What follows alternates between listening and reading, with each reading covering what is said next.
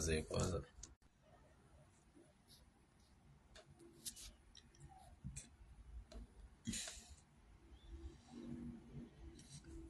Pardon.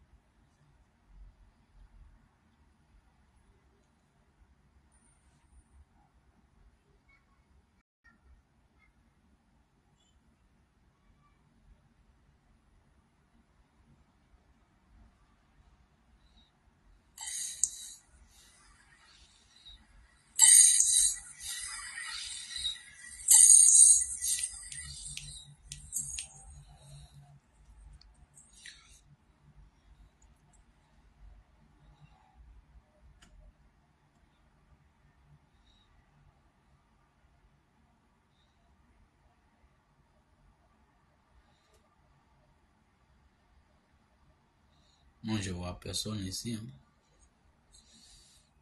Ouais, si vous êtes là, vous pouvez me signaler en commentaire.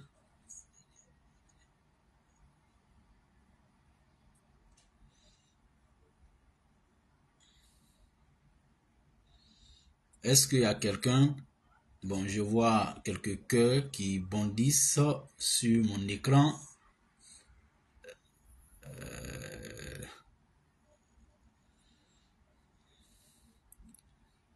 Ouais, je vois. Ouais, il y a la main Zakar. Ok, que j'ai vu qui a dit oui. Ok, si vous êtes là, c'est bien, c'est bien. Sauf que ma caméra est très très floue. Waouh, waouh, waouh, waouh. C'est très flou. C'est ça, non? Voilà, là, là, là, là, là. Pourquoi? Ne quittez pas. Hein.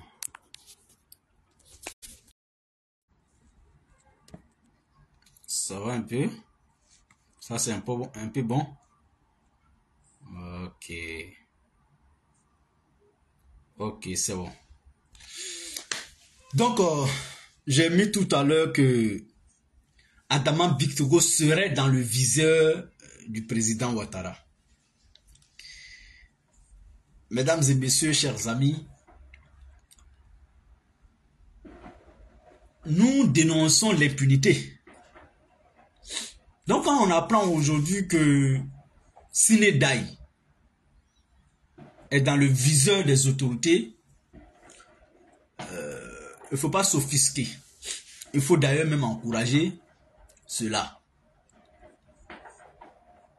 Il faut bien encourager cela. Parce que le personnel d'Adama Bictogo, c'est que des détournements de deniers publics. Moi, je me rappelle, vous savez que Bictogo faisait partie des tout premiers ministres d'Alassane Ouattara quand il est devenu président de la République. Beaucoup ne savent pas ou beaucoup ne se rappellent pas, ne se rappellent plus de ça. Adama Bictogo faisait partie des tout premiers ministres des premiers gouvernements de M. Ouattara. Moi, je me rappelle, Adama Bictogo était ministre de l'intégration africaine. Je l'ai même vu à Bamako pendant le coup d'état de capitaine Aya Sanogo, si vous vous souvenez. Mais il a été très vite sorti du gouvernement. Parce que jusqu'à aujourd'hui, Bictogo est, je vais dire, est dans le viseur de la justice ivoirienne en ce qui concerne le promo Koala. C'est-à-dire, depuis 2006, M. Adama Bictogo est celui-là même qui a ses mains trempées dans le vol du denier public ivoirien. En plein conseil des ministres, les victimes du déchet toxique ou des déchets toxiques sont allés au palais présidentiel. Ils sont allés devant le palais présidentiel, en plein conseil des ministres. Adama vole, Bictogo vole.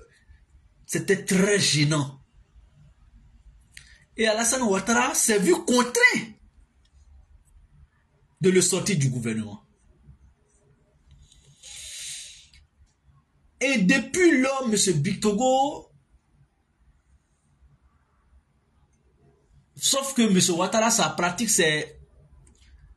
J'ai parlé de ça, je crois que c'était ce matin, où il est... Quand quelqu'un vole ici, et que le peuple prend drap, comme on le dit à Abidjan, il le sort de là, et le place peut-être même très souvent mieux ailleurs, pour détourner un peu le regard du peuple. Pour faire croire au peuple que j'ai sanctionné. Alassane ne sanctionne pas ceux qui lui sont encore fidèles.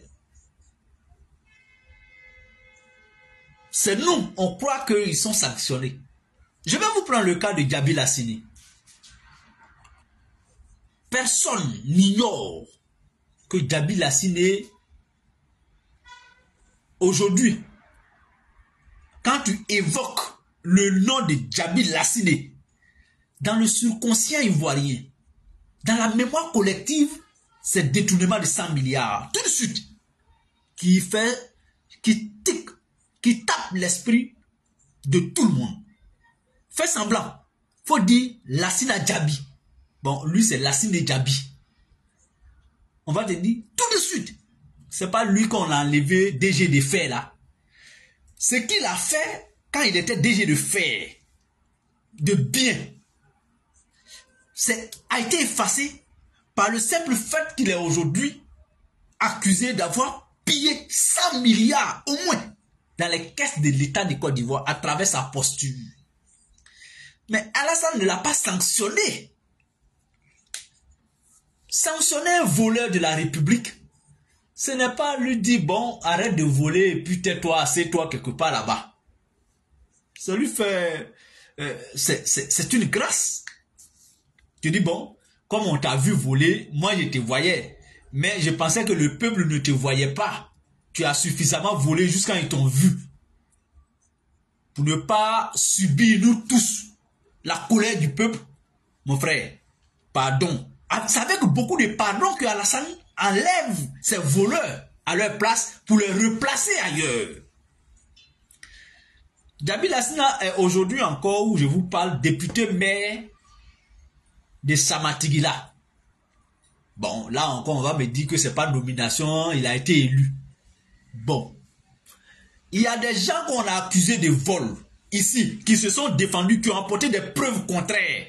On a enlevé leur nom sur la liste électorale parce qu'on les a accusés de vol. Le président Gbagbo, là, son nom n'est pas sur la liste électorale aujourd'hui. Parce que tout simplement, on l'accuse d'avoir braqué la BCEAO quand il était président de la République. Et pourtant, je rappelle que la BCEAO n'est pas une banque ivoirienne. Et pourtant, je rappelle que la BCEAO n'a jamais porté plainte. Mais mieux, la BCEAO dit que l'argent qu'on dit qu'ils ont volé dans leur compte là, ils n'ont pas retrouvé trace de vol là. Mais Alassane dit, oh non, ça c'est plus votre problème. Je condamne. L'affaire est allée devant la Cour africaine des droits de l'homme, où d'autres pays partenaires de la BCEAO sont membres. La Cour a dit, Gbagbo, jusqu'à preuve de contraire, rien n'est établi qu'il a volé, qu'il a braqué BCEAO, remettez son nom sur la liste électorale. Alassane n'a pas fait ça. Guillaume Soro, une maison de 2008, il dit, quand Gbagbo était président, Gbagbo a donné instruction à l'État de Côte d'Ivoire de me mettre à disposition une résidence qui deviendrait la mienne après mes fonctions de premier ministre. Mais ça, c'est la facilité qu'un État fait à un citoyen, même si c'est un citoyen lambda. J'ai donné le cas, même dans tous les pays, on voit ça. Quand il y a des personnes qu'on estime qu'ils ont fait un effort supplémentaire pour le pays, on peut leur faire des facilités. J'ai donné l'exemple pour dire que dans les années 2008, 2009, 2010, il y a eu une grande inondation au Burkina Faso. Monsieur Gbagbo Laurent, au nom de la Côte d'Ivoire, a octroyé 500 millions à l'État burkinabé parce que tout simplement, on avait estimé que le président Blaise, président de la République burkinabé d'alors, avait fait un effort supplémentaire dans la recherche de la paix en Côte d'Ivoire parce qu'il avait été le facilitateur du dialogue direct inter-ivoirien. C'est ça un État.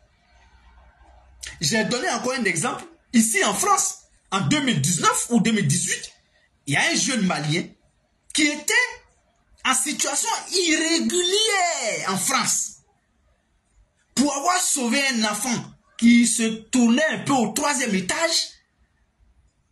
Ce jeune Malien en situation irrégulière a eu la récompense de l'État français.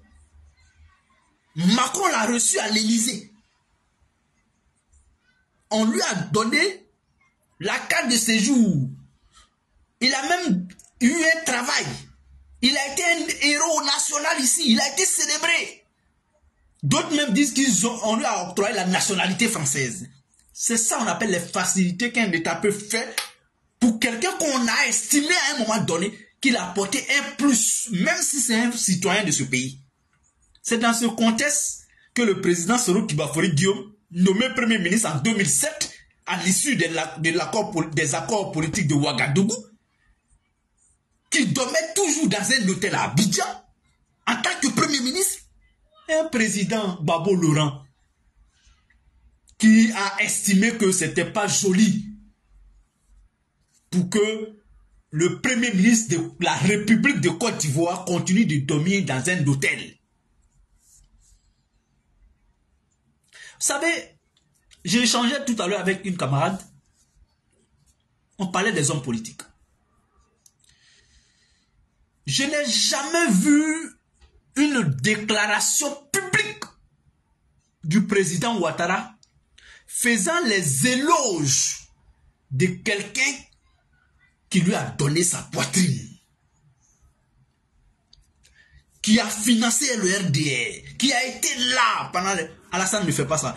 Il a plutôt brandi les membres de sa famille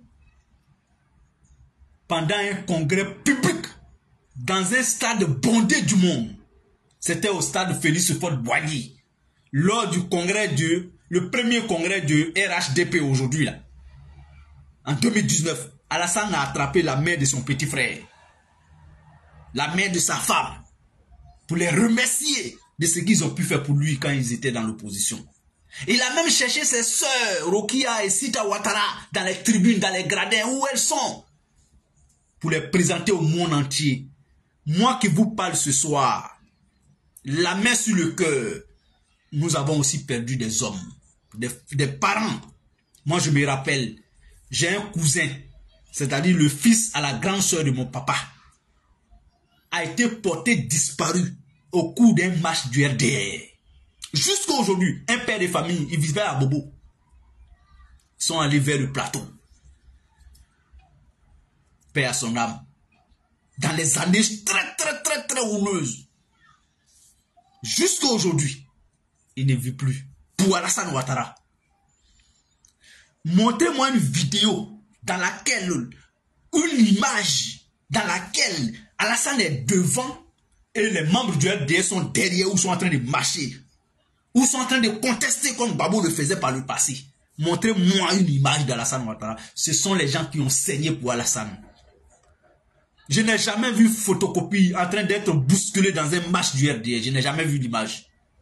Sita Ouattara, Rokia Ouattara. Mais c'est eux. Je n'ai jamais vu Dominique Ouattara dans une match du RDR. C'est ça Alassane Ouattara. C'est ça Alassane Ouattara. Et j'ai fait un post tout à l'heure. Les gens commencent à dire que j'ai des petites frappes. Bon, c'est mon papa qui m'a donné toutes ces petites astuces-là. J'ai dit tout à l'heure, comme ça, sur un de mes posts que j'ai publié, que le roi a deux ennemis. c'est lui qui l'a vu nu. Et c'est lui qui lui a donné des morceaux de pain pour couvrir cette nudité. Jusqu'à aller lui porter la couronne. Le roi n'aime pas ces personnalités-là. Ces deux personnes, ces deux catégories d'hommes et femmes autour du roi. Voici les deux principaux ennemis du roi. Guillaume Soro en sait quelque chose. S'il m'écoute, il sait que ce que je dis est vrai.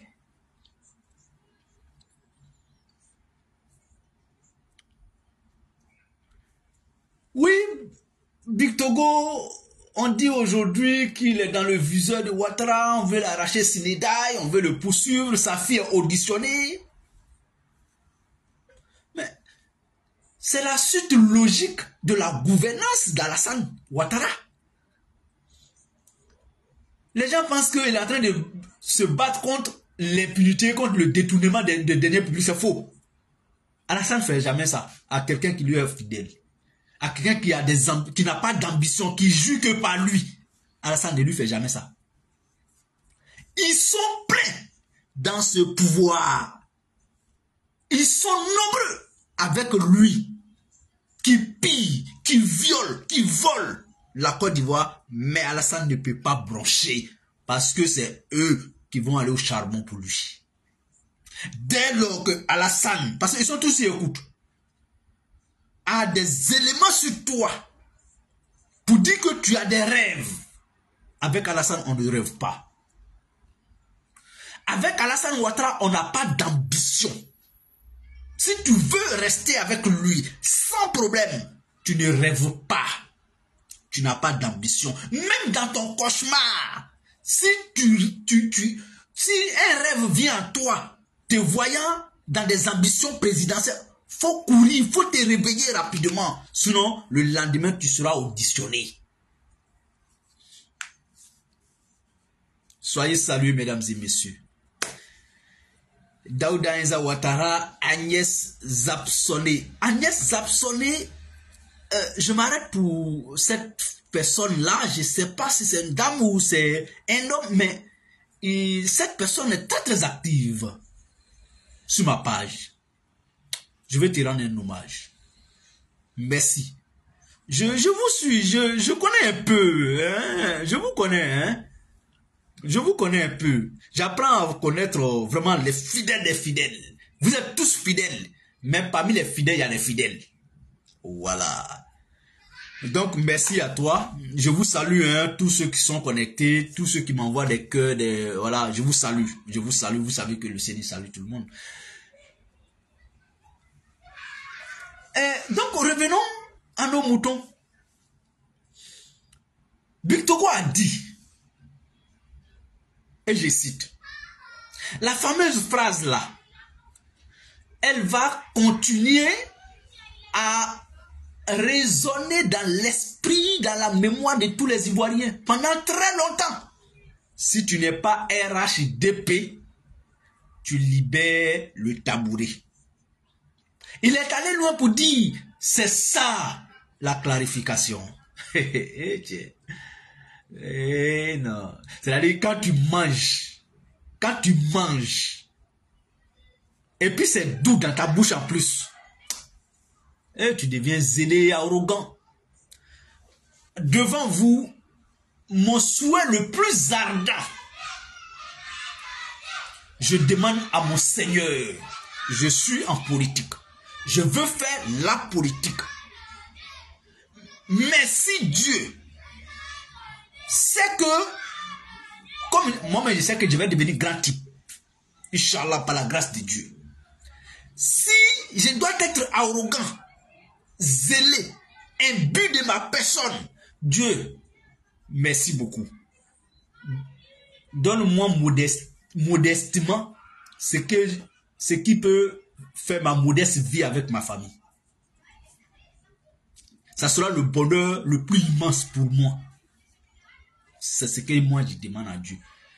Parce qu'en définitive, tu peux tout avoir si tu as perdu l'humilité.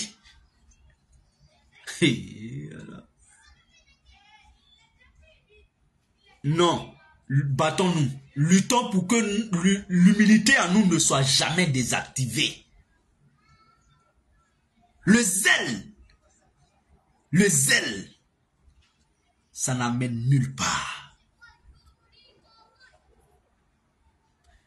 C'est-à-dire, quand j'écoute Bictogo souvent, même la dernière fois, il n'y a pas 2 jours même, j'ai écouté la vidéo dans laquelle Bictogo s'arrêtait devant un auditoire. Pour dire la clarification là, si tu n'es pas RHDP, tu libères le tabouret. En faisant allusion à Guillaume Soro. Quand tu es député, dès lors que tu es président d'institution, tu n'es pas RHDP, tu libères le tabouret. J'ai trouvé ça gros. J'ai trouvé ça insultant pour quelqu'un comme Guillaume Soro, de la part de quelqu'un comme Bictogo. Je vais vous rappeler, moi j'étais à Bouaké. Nous on était très jeunes. Bon, je suis jeune, très jeune, mais on était encore plus jeunes. Quand on apprenait que Babou a chassé des personnalités du RDA au nord, au sud là-bas, qui venaient se réfugier à Bouaké. Bictogo est venu se réfugier à Bouaké chez Guillaume Soro. Mais il a même dit à Guillaume Soro que je ne me sens pas trop en sécurité à Bouaké, parce que Bouaké n'est pas loin d'Abidjan. Il faut me faire partir à Ouagadougou. Bictogo, vous savez pourquoi on l'appelle Peugeot? Peugeot 406. Je vais vous dire ça ce soir.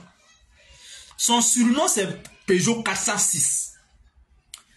Bictogo, Guillaume Soro a fait infiltrer Bictogo d'Abidjan à Bouaké en le mettant dans coffre d'une voiture qu'on appelle Peugeot 406.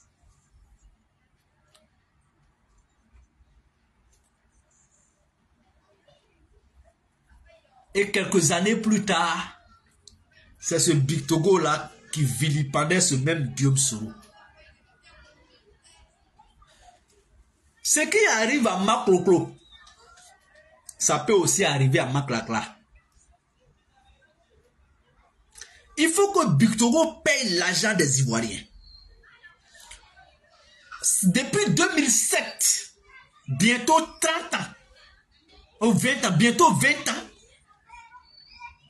c'est Bictogo qui confectionne tous les passeports ivoiriens. Je dirais même les passeports CEDEAO. Pardon. Pour ceux qui n'ont jamais fait passeport, pour savoir que Bictogo c'est un grand voleur, un bandit qui doit être mis aux arrêts et finir ses jours en prison là. Allez-y un jour faire un tour dans les locaux de confection de passeports. Parce que ceux qui ont déjà fait un jour un passeport en Côte d'Ivoire savent de quoi je parle. Je ne parle pas de vous qui avez déjà fait. Parce que vous savez comment tous les jours les sites qui abritent la confection des passeports, tous les jours, ces locaux sont bondés du monde, de matin jusqu'au soir. Pour finir à midi, il faut aller très tôt. Pour quitter les locaux de confection de passeport à midi là, ou à 11h, il faut aller à 4h ou à 5h pour aller prendre place. Nous, je sais de quoi il parle parce que j'ai déjà fait aussi. Depuis 2007 jusqu'à aujourd'hui, là, c'est lui qui détient ce marché dans l'espace CEDEAO. Sinédaï, sa société s'appelle Sinédaï.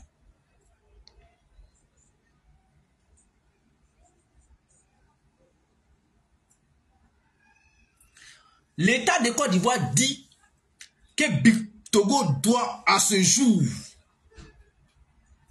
4 milliards de francs CFA. Le passeport coûte 40 000 francs. Dans les 40 000 francs CFA, on nous a dit que l'État de Côte d'Ivoire a 15 000 francs dedans. Calculez.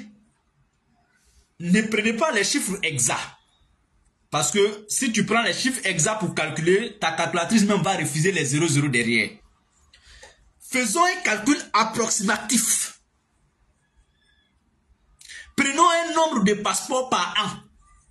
Je vous ai dit, tous les jours sauf samedi, dimanche. 5 jours de la semaine, du lundi au vendredi. Tous les jours, c'est confection de passeports. Tous les jours. Du matin jusqu'au soir. Calculez 15 000 par tête qui doit revenir dans les caisses de l'État. Par jour, par semaine, par mois et puis par an. Vous allez voir que toutes les calculatrices vont refuser de calculer. C'est pourquoi je vous dis de prendre un nombre de jours approximatif. Prenons par exemple, on va faire cadeau à Bictogo. On va faire cadeau à Bictogo.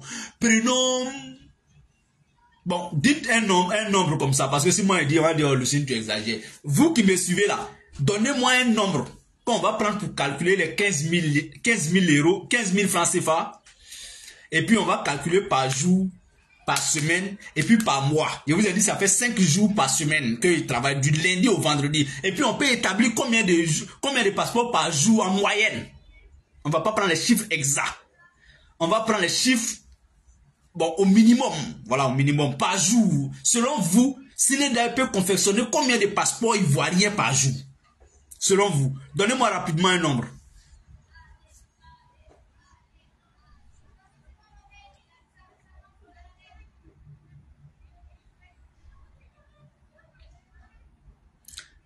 « 2 millions. Yao Jules dit 100 000.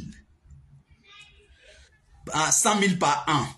Yao Jules dit 100 000 par an. Tamara Christian n'a pas été trop précis. Il a dit 2 millions. 2 millions de quoi? Il y a Henri ou Drago qui dit 50. 50 quoi? 50 passeports par jour? Non, ça c'est pas... Ça c'est en demi-journée ou... Non, 50 demandes de passeport par jour, ça c'est petit, mon frère. Est-ce que tu fais passeport au plateau? Oh, actuellement même ils ont délocalisé. Actuellement même on fait au plateau, on fait à Yopougon, on fait à Angré. Je crois bien. Tellement. Oh, toi tu t'amuses. On fait aussi au deux plateaux, je crois. Oui, ça c'est pour Angré là. Bon, on va prendre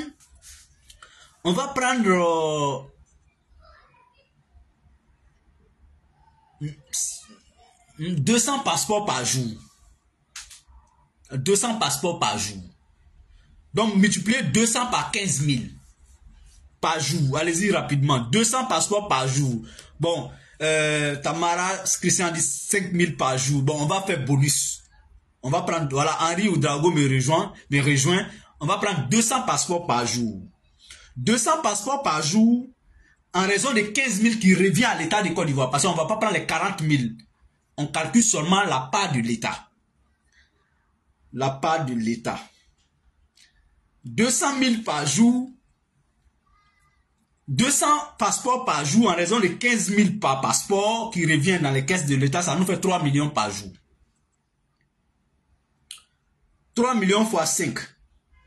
Ça c'est par semaine maintenant. Ça va nous faire 1 million. Hein?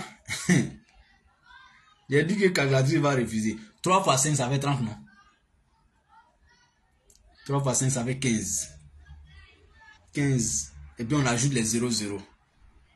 Attendez, 15 000. Voilà, c'est ça. 15 000 fois 3 millions. Voilà, c'est ça. Ça fait 1 milliard. 15 000. Attendez, je vais prendre ma calculatrice. Ok. 15 000 fois 3. Ok. Donc, j'ai fait 15 000 fois 3, ça fait 45 000. Ajoutez maintenant les 6 zéros. Les 6 euros derrière. Vous allez vous rendre compte que par semaine, par mois, par an, l'argent qui revient à l'État de Côte d'Ivoire dans les 40 000 là, en raison de 15 000, Bictogo, depuis 2020, on dit il n'a pas, l'argent qui dit il a versé dans les comptes de l'État là, on dit il n'a pas envoyé de trace. Jusqu'à aujourd'hui, il n'y a pas de trace. Depuis 2020. On dit tous ces 15 000 par passeport. Depuis 2020, Big Togo, l'État de Côte d'Ivoire estime que Big Togo n'a pas versé les fonds qu'il fallait dans le compte de l'État. Parce que il y a un compte de l'État qui lui a été remis. Ça veut dire quoi? En termes simples, hein, c'est comme le salaire. Quand on paye ton salaire, tu as un compte bancaire qui est connu, ta banque, on sait que tu as la SGBCI, ou bien tu as la Banque Atlantique, ou bien il y a quelle autre banque en Côte d'Ivoire et tout ça. Donc on te dit, envoie ton RIB. Le trésor public vide directement ton salaire sur ton RIB et ça va dans ton compte. Pour le passeport, là, c'est la même chose. Il n'y a pas quelqu'un qui se lève pour collecter les 15 000 de l'État pour aller verser. Les 15 000 de l'État, là, il y a un compte qu'on appelle compte séquestre, qui est connu de Sinédaï. Sinédaï connaît ça. Sinédaï, les services de Sinédaï ont ce RIB, ce compte de l'État, sur lequel tous les jours notre argent doit passer. On dit depuis 2020 jusqu'à ce jour, Big Togo n'a pas versé notre argent. Just à cause de ça, il chassait tout le monde pour qu'il devienne un jour président de l'Assemblée nationale pour jouir de ce qu'on va appeler l'humidité parlementaire. Parce qu'aujourd'hui, là, tous les autres membres de sa famille sont interpellés. Parce qu'il a créé cette société, il a mis sa fille comme directrice chargée de l'immobilier, il a mis son grand frère dedans, il a mis son petit frère dedans, et tous sont aujourd'hui auditionnés par la justice ivoirienne. Enfin, la justice d'Alassane Ouattara. Parce que c'est Alassane Ouattara qui est derrière, qui veut que Big Togo soit quand même... Parce que Big Togo a montré clairement que lui veut être candidat après Alassane Ouattara. Or, je vous ai toujours dit, M. Ouattara n'aime pas un successeur. Il n'est pas venu pour être succédé. C'est nous, on ne savait pas. C'est nous, on pensait que Ouattara n'est pas venu à la tête de la Côte d'Ivoire pour qu'on parle de succession. Non.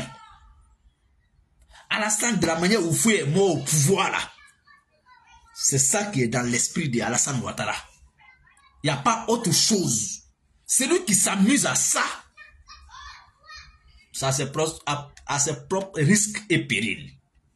Donc, Big Togo, aujourd'hui, là, qui a eu le malheur de rêver à la succession d'Alassane Ouattara, au nom de Dieu, va payer sa chair.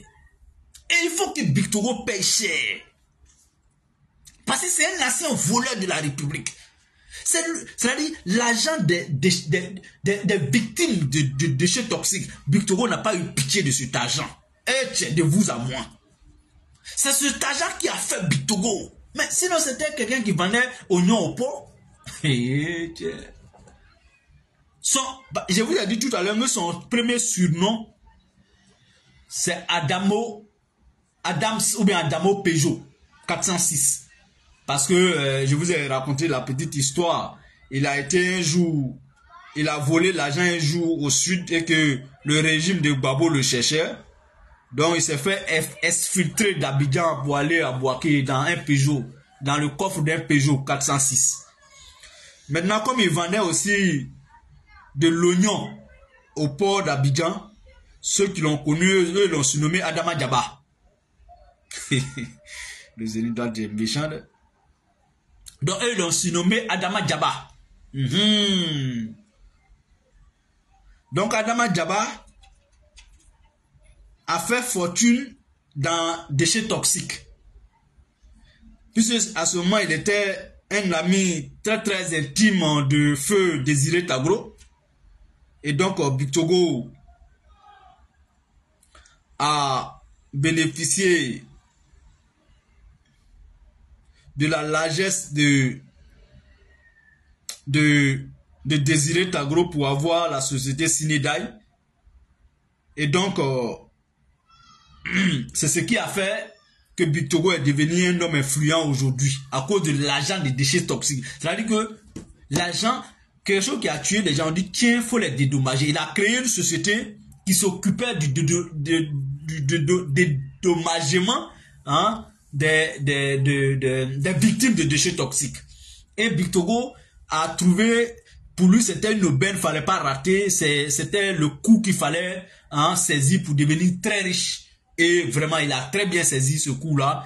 Et il est devenu franchement et suffisamment très riche. Mais sauf que, il y a des gens qui n'ont pas pu se soigner parce qu'ils n'ont pas pu avoir les fonds qui sont morts. Et tous ces morts que les déchets toxiques ont causés. Et tous ces morts, tous ces citoyens qui n'ont pas été dédommagés par Bictogo, qui n'ont pas trouvé de moyens pour se soigner, faute de dédommagement, alors que l'argent avait été décaissé. Et tous aujourd'hui, de là où ils sont, vraiment, ils méritent en tout cas justice. Et la justice, c'est ce que Bictogo va payer. De quelque manière que ce soit. Donc, les Ivoiriens attendent clairement les conclusions de ces enquêtes-là. Surtout ça. Parce que sous Ouattara, voilà, on peut les effrayer, après, on va plus entendre parler de ça. Non, non, non, non, non. Et puis nous, les Ivoiriens, il faut qu'on commence à se prendre au sérieux. Parce que pour qu'on te prenne au sérieux, il faut que toi, tu montres que toi-même, là, tu te prends d'abord au sérieux. Voilà, chaque fois, il y a enquête, il n'y a pas de résultat. Ça, c'est pas bon. Ça, c'est pas bon. On doit, cette fois-ci, là, on doit saisir l'occasion, sur pour Bictogo. Parce que, faut pas que quelqu'un va penser que c'est un acharnement contre une personne. Non.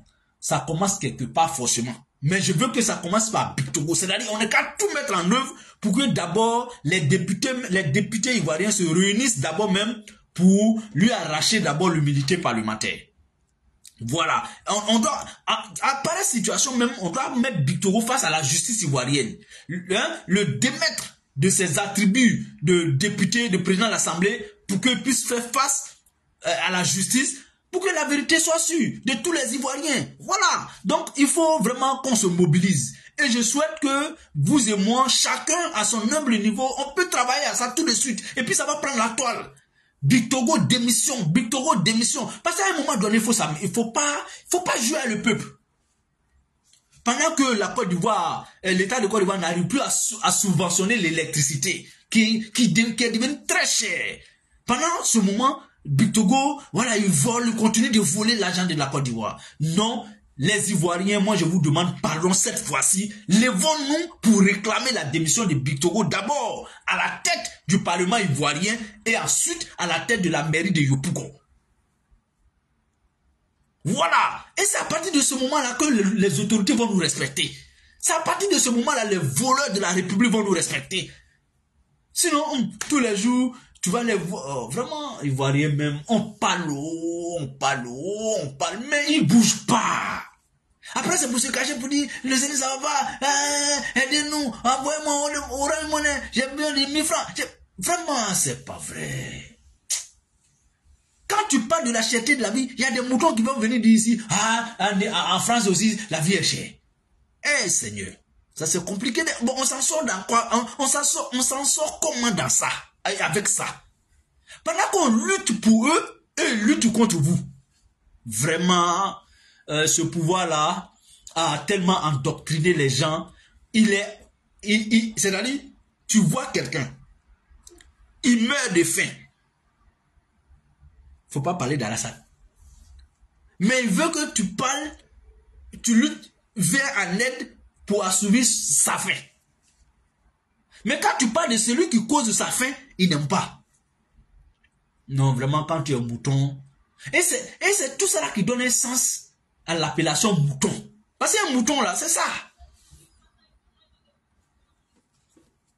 Alors, mesdames et messieurs, c'était en tout cas. Et on va enchaîner des séries de vidéos comme ça, c'est important. Jusqu'à ce que le peuple de Côte d'Ivoire se lève.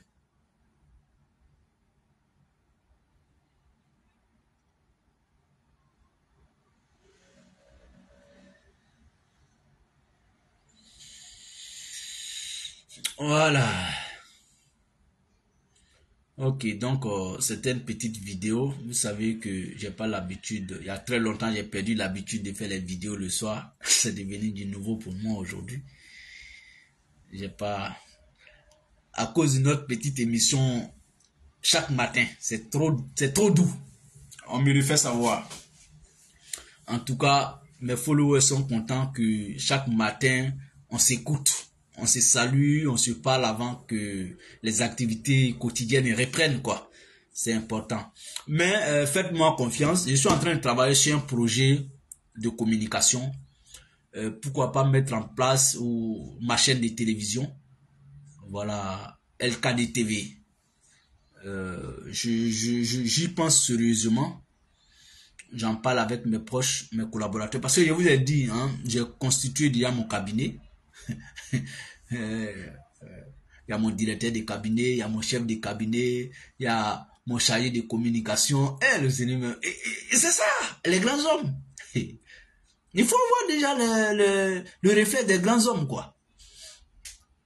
J'ai mon cabinet qui est bien constitué. Donc, en tout cas, celui ou celle qui veut apporter un plus peut me contacter.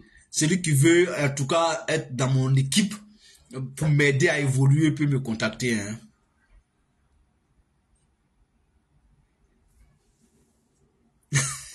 Ah, il y a Pressos Medium qui dit, effectivement, je me réveille toujours.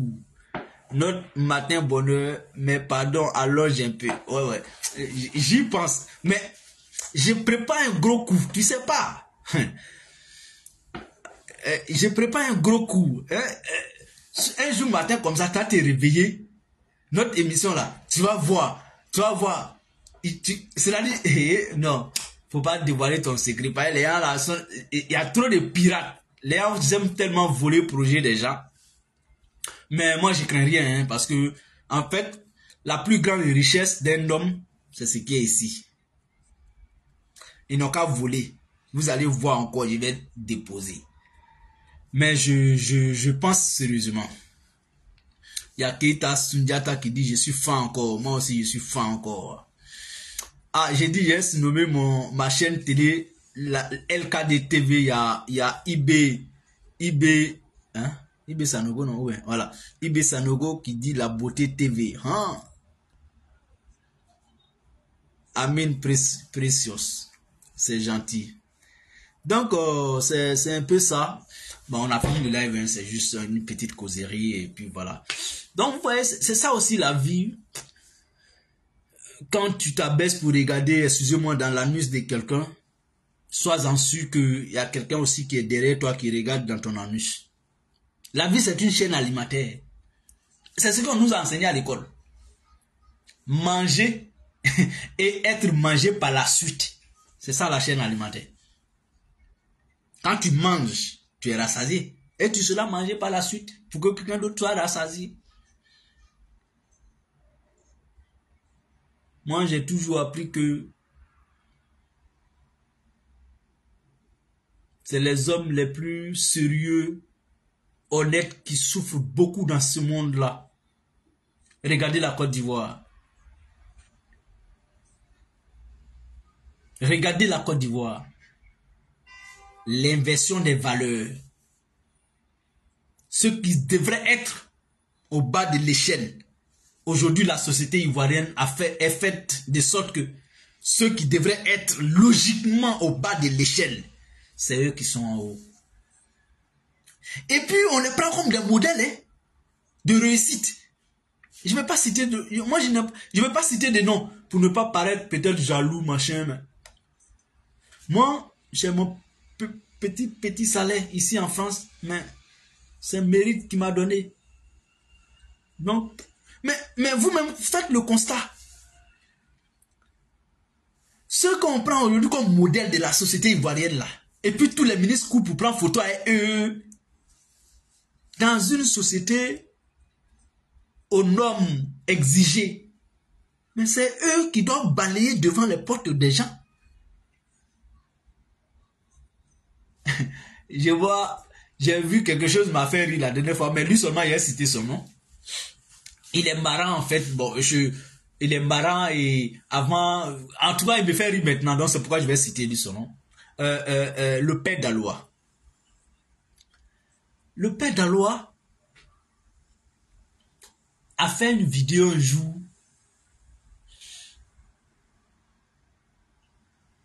Et puis il faisait monter le drapeau américain. C'était le jour de la fête de l'indépendance américaine. Vous vous souvenez, vous qui avez suivi peut-être, ou vous qui avez vu. J'avais posté sur ma page, mais je pense qu'il y a quelque chose qui m'a été signalé, puis j'ai effacé. Vous savez qu'il y a longtemps, on est bloqué, donc, chaque jour c'est ça. Vous voyez, donc il n'y a pas de souci. Mais, quelqu'un est venu commenter pour dire, non, quand Dieu a prévu t'élever, il peut passer par tous les moyens. Mon frère, ta réussite est un exemple pour nous autres.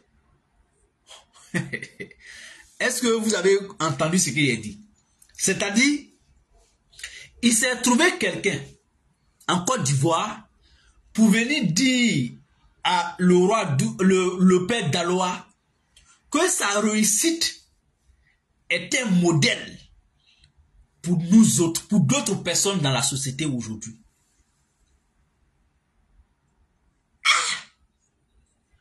Je me suis longtemps posé la question. Attends, soit c'est moi j'ai mal compris, ou je n'ai pas compris du tout. Ou bien je suis choqué parce que j'ai trop compris. Je ne savais pas comment répondre. Mais vous savez, j'aime pas répondre à ces commentaires sur ces différentes pages-là. C'est-à-dire, un être humain qui achète piscine artificielle pour aller déposer à l'aéroport, mettre de l'eau dedans, nager dedans pour accueillir un autre être humain. Et c'est lui-là qui devient un modèle de réussite. Autrement dit, en d'autres termes, un être humain qui rampe devant un autre être humain. Et c'est lui-là, le rampeur, qui devient un modèle de réussite. Un être humain qui se prosterne devant un autre être humain. Et c'est celui qui se prosterne là qu'on qualifie de modèle de réussite. Ça, c'est en Côte d'Ivoire. On peut trouver ça aujourd'hui. Et je l'ai même vu à Gagnoa quand il partait présenter sa voiture à sa famille.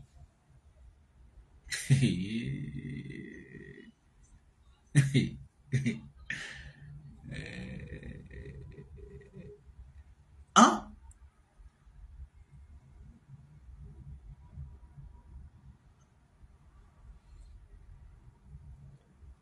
Et on peut réussir comme ça et puis devenir modèle. Comme ça.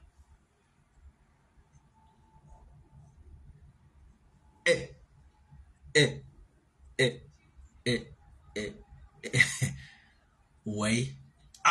Pour moi, vraiment, ça m'a étonné. Et puis, jusqu'à aujourd'hui, je suis choqué.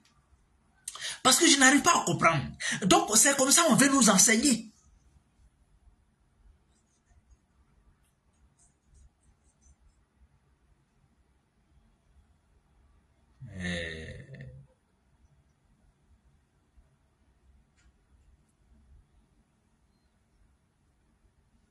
Bon, c'est bien fait pour nous. C'est bien fait pour nous. Ah, c'est nous, on a souhaité ça. Hein? C'est bien fait. On dit la vidéo bug. Bon, la personne a écrit beige, mais je pense que la personne voulait dire bug. Donc, si la vidéo bug, de toute façon, nous sommes à la fin. On avait déjà fini, ou on a déjà fini. Donc, il n'y a pas de problème. On va se laisser. N'oublions pas, ou n'oubliez pas, hein, l'émission Matin Bonheur sous son coup. Le lundi encore, le lundi matin, on se reverra. Nous sommes le week-end. Si je suis inspiré demain, je pourrais faire une petite vidéo aussi également. Voilà, c'est le week-end. Le week-end, c'est... On se lâche un peu. Donc, si on a le temps, on peut venir s'amuser. Voilà. Mais, en tout cas, je tiens à ce que la semaine, là, du lundi au vendredi, notre émission Matin Bonheur soit respectée. Chaque matin, au moins 10 minutes pour échanger, ça fait du bien. Et je l'ai même remarqué. Je l'ai même senti. Et je le sens. Donc, on va se dire à très bientôt, mesdames et messieurs. Portez-vous bien. Bon week-end à chacun de nous. Soyons prudents pour que le lundi matin, nous nous retrouvons en de très bonne santé. Je vous claque le bisou